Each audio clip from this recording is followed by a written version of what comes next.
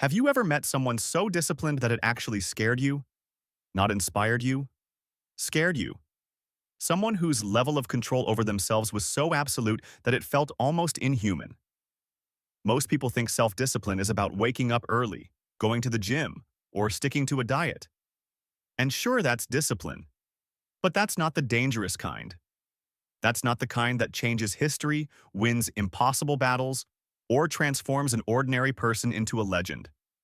There's a level of self-discipline so rare, so extreme, that only a handful of people in human history have ever reached it. And those who did? They became unstoppable, untouchable, almost mythical. Today, I'm going to tell you about a man who reached this level. A man who fought over 60 duels to the death and never lost. A man who showed up late to fights on purpose just to mess with his opponent's mind. A man who spent the last years of his life alone in a cave, writing one of the most influential books on strategy ever written. His name was Miyamoto Musashi. But here's the dangerous part. What made Musashi unbeatable wasn't his sword technique. It wasn't his strength or his speed. It was something far more terrifying. It was his ability to remove himself from the equation entirely. And I need to warn you, if you understand what I'm about to explain, if you truly grasp the level of discipline Musashi operated at, it will ruin you for mediocrity forever. You'll never be able to look at your own excuses the same way again. Before we dive in, I invite you to subscribe to the channel, like this video, and comment below. What's the one thing you know you need more discipline with but keep avoiding? I read every comment, and your honesty might be exactly what someone else needs to hear today. Now, let's talk about the most dangerous level of self-discipline. Chapter 1. The Boy Who Couldn't Lose. Miyamoto. Musashi was born in 1584 in a small village in Japan, during one of the most violent periods in the country's history. His father was a samurai, a swordsman, a man obsessed with martial perfection. But Musashi's childhood wasn't one of privilege or comfort. His mother died when he was young. His father was cold, demanding, brutal. Some historians believe his father saw him as a disappointment. Too wild, too undisciplined, too emotional. At 13 years old, Musashi fought his first duel. Let that sink in. 13 years old. His opponent was a grown man, a trained samurai named Arima Kihei, who had challenged Musashi's village. And Musashi, this angry, fatherless kid, stepped forward. No one thought he had a chance. The duel lasted less than a minute. Musashi killed him with a wooden staff. But here's the thing nobody tells you about that first victory. Musashi didn't feel proud. He didn't celebrate. He felt nothing. And that emptiness terrified him. Because he realized something that day. Something most people never realize in their entire lives. Winning doesn't fill the void. It just reveals how deep the void really is. From that moment on, Musashi dedicated his life to one singular pursuit: perfection through discipline. Not the discipline of following rules, not the discipline of doing what you're told, but the discipline of mastering himself so completely that nothing, not fear, not anger, not desire, could control him. He left his village at 15 and began what he called his Musha Shugyo, the warrior pilgrimage. For the next 30 years, he wandered Japan, challenging the greatest swordsman in the land, refining his technique, stripping away everything that wasn't essential. He fought in wars. He killed men who were faster, stronger, more experienced. He survived battles that should have killed him, and with every fight, with every victory, he became less human and more something else. By the time he was 30, he had fought over 60 duels. He never lost, not once. But you know what's crazy? The undefeated record isn't the impressive part. The impressive part is how he won. Chapter 3. The 3 Levels of Discipline. After Musashi retired from dueling at age 30, he spent decades refining his philosophy. He didn't just want to win fights. He wanted to understand why he won. He wanted to decode the principles that made him unstoppable. And what he discovered was this: there are 3 levels of self-discipline. Most people never make it past the first level. Some reach the second. Almost no one reaches the third. Level 1. External discipline. This is the discipline most people know. It's following a routine. Waking up early, going to the gym, eating clean, checking off tasks on a to-do list. It's good. It's necessary. It builds habits. But it's also fragile. Because external discipline requires willpower. And willpower is a limited resource. When you're tired, stressed, or emotional, external discipline collapses. You skip the workout. You eat the junk food. You hit snooze. External discipline works when life is easy, but when life gets hard, it crumbles. Level 2. Internal discipline. This is where most disciplined people think they've arrived. Internal discipline is when the habit becomes part of your identity. You're not someone who goes to the gym, you're someone who is a person who trains. It's automatic, effortless. This is what James Clear talks about in Atomic Habits. This is what Kaizen builds. This is good discipline. But it's still not the dangerous kind, because even internal discipline has limits. It's still rooted in identity, and identity can be shaken. You can still have a bad day. You can still doubt yourself. You can still be thrown off by unexpected circumstances. Internal discipline makes you consistent, but it doesn't make you unstoppable. Level 3. Mushin. The discipline of no mind. This is the level Musashi reached, and it's terrifying. Mushin is a Zen concept that translates roughly to no mind, or empty mind. But it doesn't mean thoughtless. It means egoless. At this level, discipline is no longer something you do. It's not even something you are. It's the absence of the self that would choose to be undisciplined in the first place. Let me explain. When you're at level 1 or level 2, there's still a you involved. There's a voice in your head saying, I should go to the gym, or I want to skip today. There's an internal negotiation happening. At level 3, that voice disappears. There's no negotiation. There's no choice. There's just action. It's the same state that athletes describe as the zone. The same flow state that artists reach when they lose track of time. The same presence that meditators spend decades trying to achieve. But Musashi didn't just access this state occasionally. He lived there. And when you live in that state, you become dangerous. Because nothing can manipulate you. Nothing can distract you. Nothing can stop you. Fear? Gone. Your ego isn't there to feel it. Desire? Gone. Your ego isn't there to want it. Doubt? Gone. Your ego isn't there to question. You just become pure action, pure response, pure presence. That's why Musashi never lost. Chapter 4. The Cave. In 1643, at the age of 59, Musashi walked into a cave called Reigondo and decided he wasn't leaving until he was finished. Finished with what?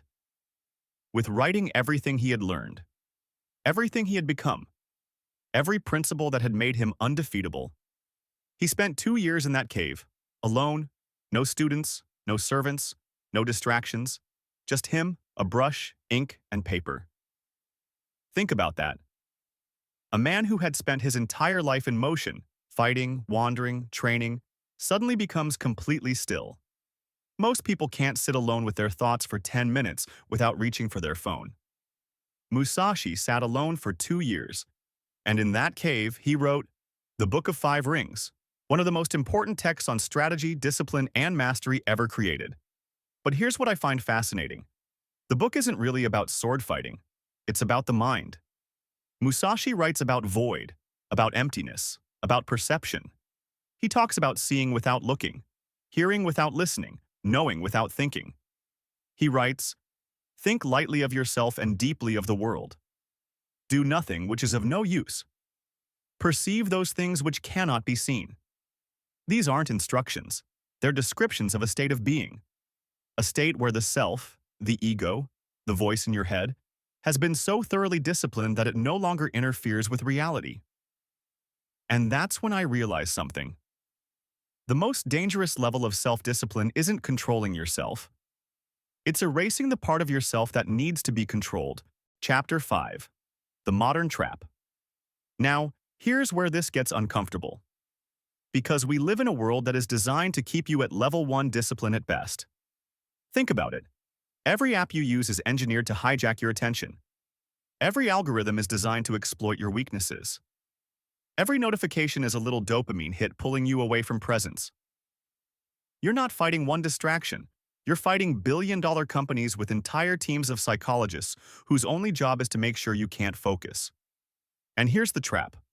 Modern self-discipline culture has convinced you that the solution is more systems, more apps, more trackers, more accountability partners, more productivity hacks. But that's still level 1 thinking. That's still external discipline. You're still negotiating with yourself, still bargaining, still needing reminders, alarms, and structures to keep yourself in line. Musashi would have seen that as weakness.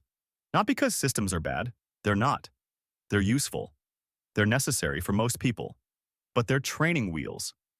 And at some point, if you want to reach the dangerous level, you have to take the training wheels off. You have to stop managing your discipline and start becoming it. Chapter 6. The breaking point. I want to tell you about someone I know. Let's call him David. David was a high performer. Six-figure job, great shape, productive, disciplined. He had systems for everything. Morning routine, evening routine, meal prep, time blocking. He was a productivity machine. And then his father died suddenly. Everything collapsed. He couldn't get out of bed, couldn't work, couldn't eat right. All his systems, all his routines, all his carefully constructed discipline, gone. Because it was all level 1 discipline. It was all external. And when the external world shattered, his discipline shattered with it. But here's the interesting part. 6 months later, he told me he was grateful it happened. Because it forced him to ask a question he had been avoiding his entire life. Who am I when I can't rely on my routines? And that question, that brutal, uncomfortable question, is the gateway to level 3. Because level 3 discipline doesn't depend on circumstances. It doesn't crumble when life gets hard. It doesn't require perfect conditions. It exists in the void, in the emptiness, in the space where everything has been stripped away and all that's left is you. The real you, not the productive you, not the disciplined you, not the you that checks off tasks and hits goals, the you that exists when all of that is gone. And when David finally sat with that question, really sat with it, the way Musashi sat in that cave, he started to change. He stopped doing things because he should. He stopped avoiding things because they were hard. He stopped negotiating with himself. He just started moving. Not perfectly, not optimally, just truthfully. And that truth carried more power than all his systems ever did. Chapter 7. The Practice of Void. So how do you actually get there? How do you move from external discipline to internal discipline to Mushin? Musashi would tell you. Through practice. But not the kind of practice you think. Not more reps, not more hours, not more effort. The practice of subtraction. Let me explain. Most people approach discipline by adding things. Add a morning routine, add a workout, add meditation, add journaling, add. But Musashi's philosophy was the opposite. Do nothing which is of no use. That's not about productivity, it's about elimination. Strip away everything that isn't essential. Every distraction, every comfort, every excuse, every story you tell yourself about who you are and what you need. And what you're left with is presence. Musashi didn't train by doing more. He trained by removing everything that wasn't sword, everything that wasn't movement, everything that wasn't truth. He writes in the Book of Five Rings, in strategy, it is important to see distant things as if they were close and to take a distanced view of close things. Translation: stop being attached to what's right in front of you. Stop being distracted by what's far away. Just see clearly. That's the practice. Not controlling your thoughts, not suppressing your emotions, not forcing yourself to be disciplined. Just seeing clearly and acting from that clarity. The practice. Sit in silence for 10 minutes. No phone, no music, no distractions, just you and your thoughts. Notice every time you want to move, check something, distract yourself. Don't judge it, just notice it. Ask yourself, what am I avoiding right now? Do the thing you're avoiding, not tomorrow, not later, now. That's it. Do that every day for a month, and you'll start to notice something. The voice that negotiates with you, the voice that says, I'll do it later, or I deserve a break, or I can't do this, starts to get quieter. Not because you've silenced it, but because you've stopped feeding it. And when that voice gets quiet enough, what's left is just action. Pure, immediate, effortless. That's Mushin. That's the dangerous level. Chapter 8. The Legacy of the Sword. Musashi died in 1645, 2 years after finishing the Book of Five Rings. He died alone, in a cave, just as he had lived most of his life. No family, no wealth, no legacy in the traditional sense. But here's what he left behind. A book that has influenced everyone from samurai to CEOs. A philosophy that has been studied for nearly 400 years. A standard of discipline so high that almost no one has ever matched it. And the proof, the undeniable, historical proof, that it's possible. That you can reach a level of self-mastery so complete that fear, doubt, and distraction simply cease to exist. Not because you've conquered them, but because you've removed the self that would experience them. Now, let me ask you something. You've made it this far in the video. That means something in you is searching. Maybe you're tired of being controlled by your impulses. Maybe you're tired of making promises to yourself that you don't keep. Maybe you're just tired of feeling weak. Here's the truth. You don't need more motivation. You don't need more discipline. You don't even need more willpower. You need to stop negotiating with yourself. You need to stop choosing discipline and start being disciplined. And that doesn't happen by adding more systems. It happens by removing everything that isn't real. Your challenge. For the next 7 days, I want you to do one thing. Stop making excuses. Not reduce excuses. Not work on excuses. Stop.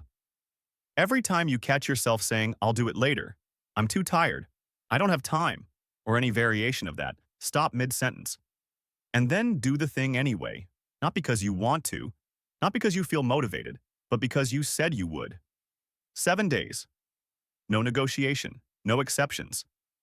And if you can do that, if you can remove the voice that negotiates for just 1 week, you'll understand what Musashi understood. The most dangerous level of self-discipline isn't about controlling yourself. It's about becoming someone who doesn't need to be controlled. Comment below right now. I commit. That's it. 2 words. No explanation, no excuses. If you write those 2 words, you've made it public. You've drawn your sword. And now you have to follow through. I'll be checking the comments in 7 days. And I'll know who kept their word. Because that's what discipline is. Not what you say, not what you plan, not what you intend. It's what you do when no one is watching.